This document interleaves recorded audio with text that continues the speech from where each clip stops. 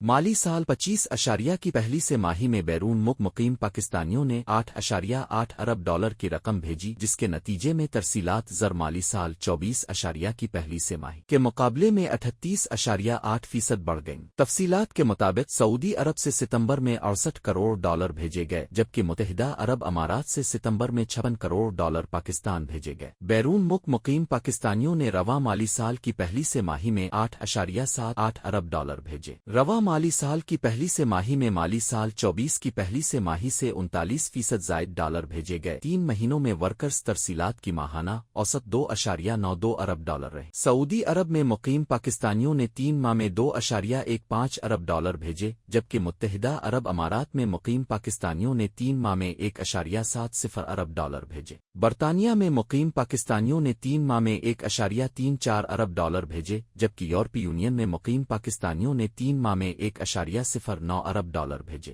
امریکہ سے 3 مہینوں میں 89 کروڑ ڈالر پاکستان بھیجے گئے، جبکہ دیگر خلیجی ممالک سے 3 مہینوں میں 86 کروڑ ڈالر بھیجے گئے۔ بیرون ملک مقیم پاکستانیوں نے 3 مہینوں میں IMF کے 3 سالہ پروگرام سے زائد ڈالر پاکستان بھیجے۔